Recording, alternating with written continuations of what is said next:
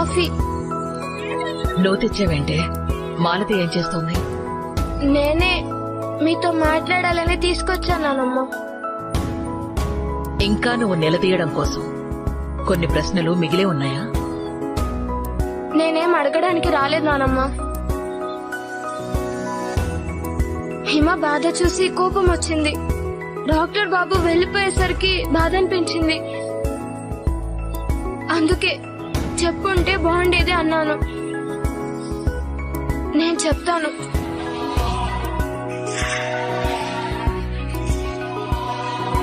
ఎవరికి చెప్తావు? ఏమని చెప్తావు?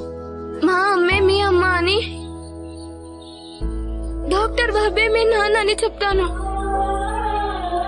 మీరు ఇంతసేపు ఏడ్చారు కదా, ఎందుకు ఏడ్చారు? డాక్టర్ బాబు కోసమే కదా.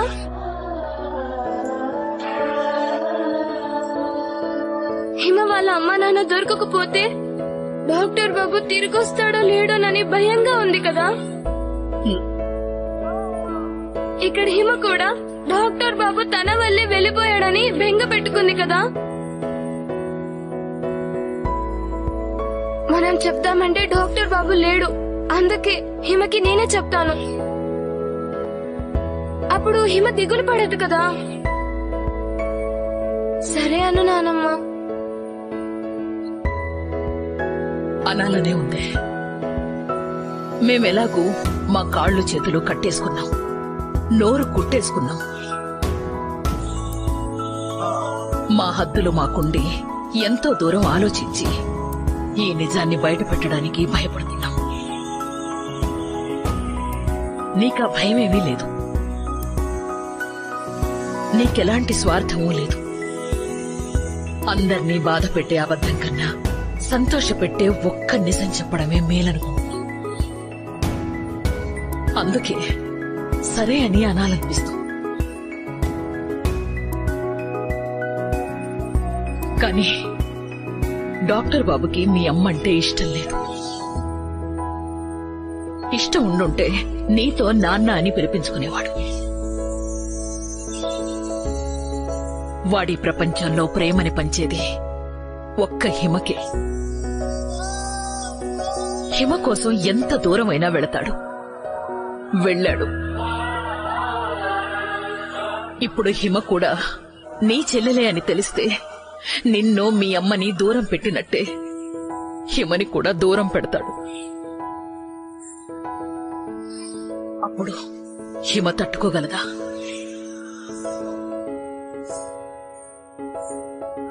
ఇప్పుడు డాక్టర్ బాబు నాన్న కాదని తెలిసినా ఆ నాన్నే కావాలి. మా సొంత అమ్మా నాన్నలు వద్దు అనేంతగా ప్రేమని పెంచుకున్న హిమ వాడు దూరం అయిపోతే బతకగలదా? ఇందుకు మేం వెనకాడుతున్నాం. అర్థమైందా?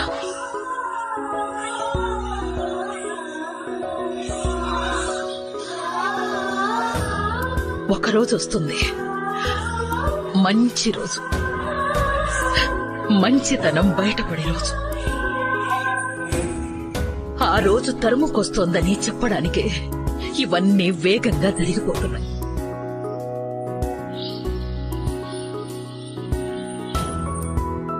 ఆ రోజు నిజం మళ్లీ పుడుతుంది. వంటలక్క డాక్టర్ బాబు భార్య అవుతుంది. నువ్వు హిమ కవల పిల్లలవుతారు. దీపా కార్తిక్లు మీ అమ్మ నాన్నలవుతారు. మళ్లీ ఈ ఇల్లు ఆనంద నిలయం అవుతుంది. ఆ ఆశతోనే, ఆ నమ్మకంతోనే నేను బ్రతుకుతున్నాను.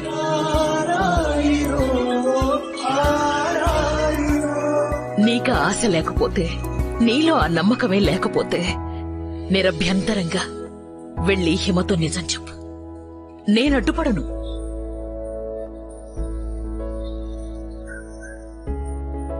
వెళ్ళు.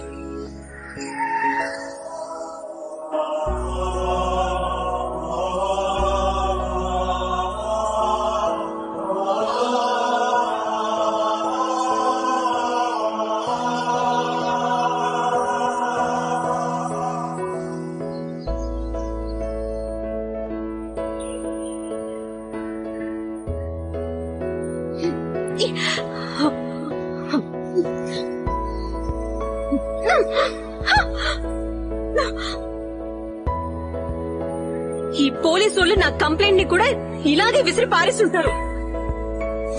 మిస్ అయిన కార్తీక్కి మీకు సంబంధం ఏంటి? ఒక పెళ్లైన మగవాడి గురించి అతని భార్యకి తల్లికి లేని పట్టింపు మీకేంటి? ఎందుకు మీరు వాళ్ళ ఫ్యామిలీ మ్యాటర్స్ లో జోక్యం చేసుకుంటున్నారు? ఆ దీప కార్తీకులు విడివిడిగా బ్రతుకుతున్నా వాళ్ళ మధ్య ఎలాంటి ప్రేమ లేకపోయినా దీప ఒక రిపోర్ట్ ఇస్తే అది చెల్లుతుందా? నేనిస్తే చెల్లదా? తాళికి అంత విలువుందా? నాన్సెన్స్. ఈ తాళనేది ఎవరు కనిపెట్టారు?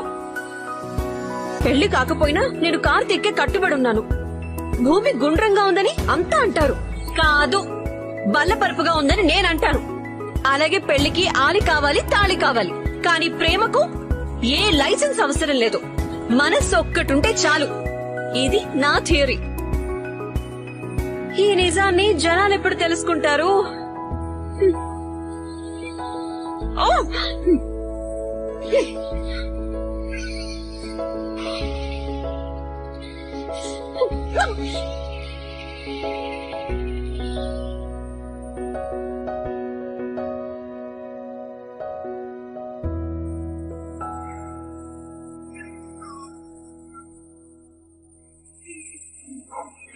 ఎక్కడికెళ్ళినా ఎంత దూరంలో ఉన్నా ఆయన మనసు నీ మీదే ఉంటుంది.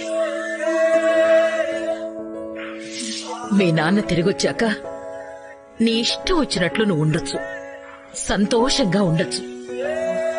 దిగులు పెట్టుకోకమ్మా. నా ఒక్కదాని వల్ల అందరూ ఏడుస్తున్నారు. ఎవ్వరూ ఏమీ మాట్లాడుకోవడం లేదు. పాపం నానమ్మ ఎంత బాధపడుతుందో. డాక్టర్ బాబు లేకపోతే ఏంటో ఇల్లంతా ఇలా అయిపోయింది.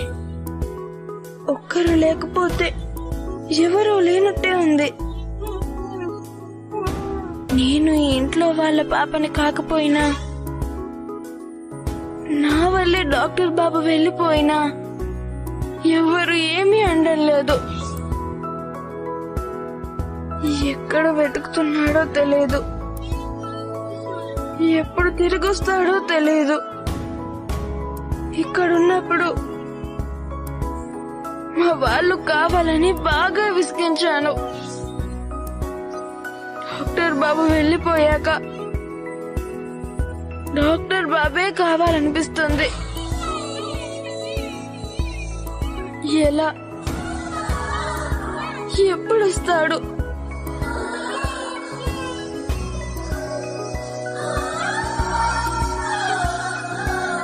అసలు డాక్టర్ బాబు వెళ్లేటప్పుడు నాతో చెప్పుంటే నేను కూడా వెళ్లేదాన్ని. దొరక్కపోతే నేనే ఏదో ఒక అనాథాశ్రమంలో జాయిన్ అయ్యేదాన్ని.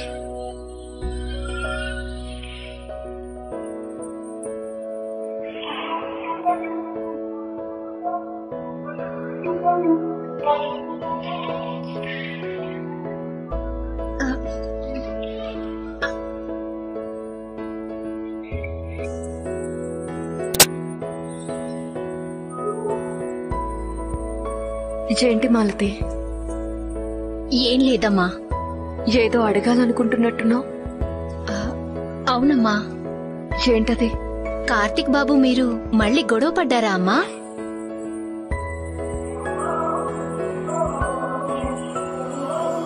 అందుకే ఇంట్లో నుంచి వెళ్లిపోయారనుకుంటున్నావా? అవునమ్మా. నువ్వు కూడా మా శౌర్యలాగే తయారయ్యావు. భయం భయమే, అడగాల్సింది అడిగేయడమే. అలాంటిదేమీ లేదు మాలతి. నేను చెప్పొచ్చో లేదో తెలీదుగానమ్మా, ఓ మాట మాత్రం మీరొచ్చినప్పటి నుంచి చెప్పాలనుకుంటున్నానమ్మా. చెప్పు చెప్పు. ఏది కడుపులో దాచుకోకూడదు. కార్తిక్ బాబు ఏ రోజు ప్రశాంతంగా లేరమ్మా. అబ్బబే, మీరొచ్చారని కాదమ్మా, మీరింట్లో నుంచి వెళ్లిపోయినప్పటి నుంచి అలాగే ఉన్నారు. ఎప్పట్లా మళ్ళీ నాకు హిమకి నేను, అంతే. నా లైఫ్ కి హిమ ఒక హోప్. అది కూడా దూరం అయితే బతకలేను. అమ్మా నాన్న ఉండి అనాథైంది హిమ. అందరూ ఉండి ఒంటరయ్యారు ఆయన.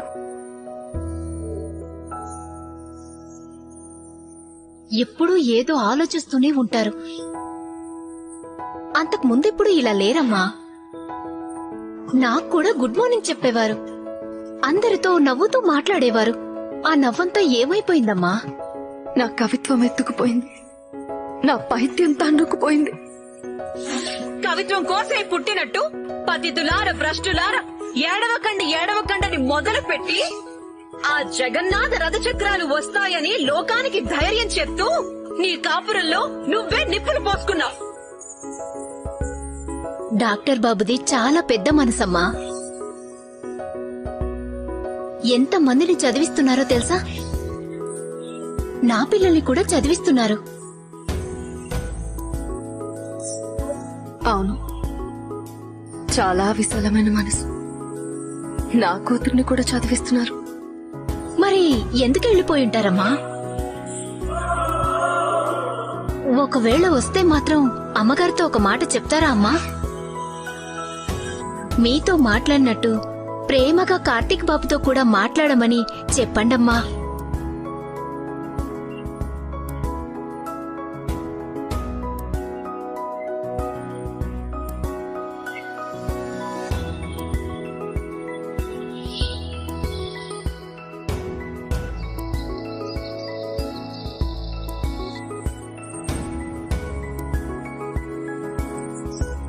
వచ్చారా? రండి రండి.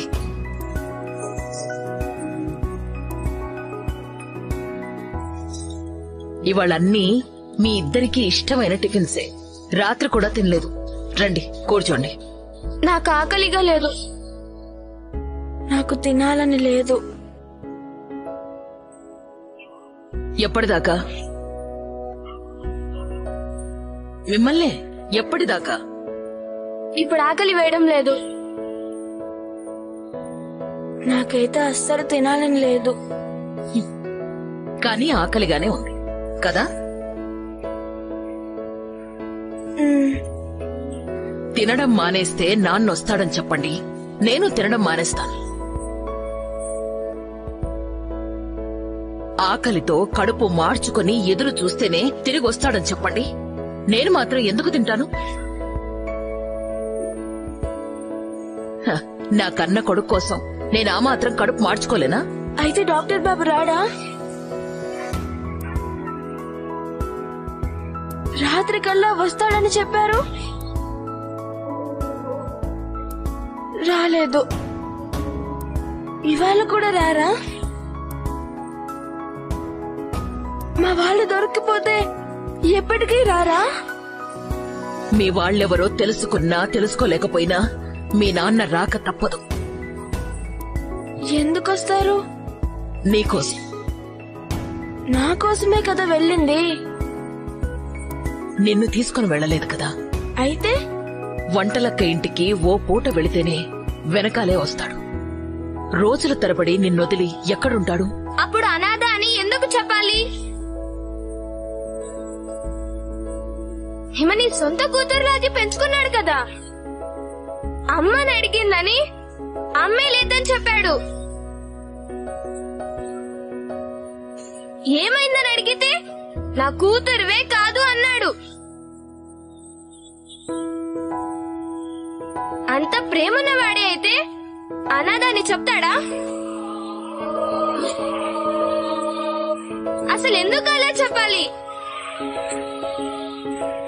అమ్మెవరో చెప్పలేదని 4 రోజులు అలిగేదేమో. అసలు ఎప్పటికీ నువ్వు నాకు ఏమీ కావు అని చెప్తే హిమ మాత్రం ఎలా తట్టుకుంటుంది? అందరూ రౌడీలాగా వంటలక్కలాగా ఉండరు కదా. హిమలాగా బాధపడే వాళ్ళు కూడా ఉంటారు. ఆ సంగతి ఇంత చిన్నదాన్ని నాకు తెలుసు. ఆ డాక్టర్ బాబుకు తెలీదా?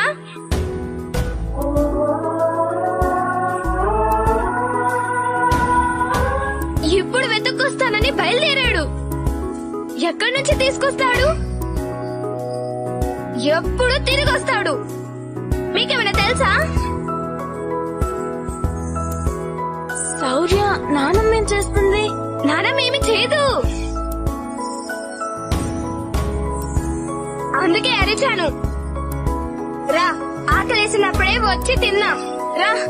శౌర్య, హిమ,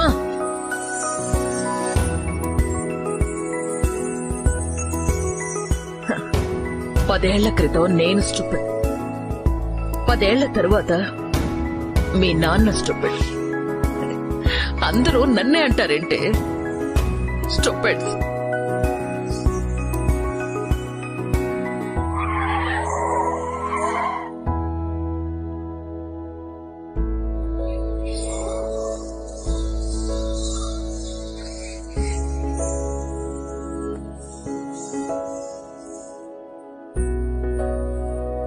ఈ ఇంటిని మోనిత పట్టింది. బ్రహ్మ రాక్షసికే అమ్మ రాక్షసి మోనిత. ఇన్ని రోజులు చెప్తా చెప్తా చెప్తా అనొచ్చాను.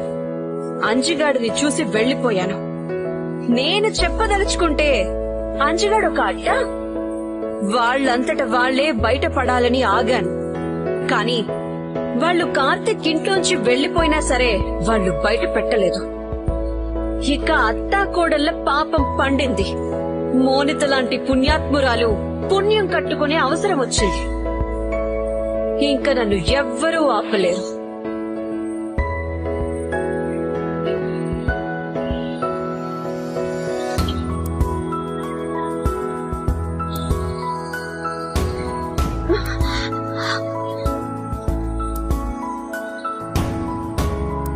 సచ్చినోడా, నీ ముఖార విందుల్లో నా పాదరక్ష. మీనింగ్ తెలియకపోయినా ఈ తిట్టు క్లాస్ గానే ఉంది. ప్రతిసారి నువ్వొచ్చి నా ఆవేశం మీద నీళ్లు చిలకరించిపోతున్నావు.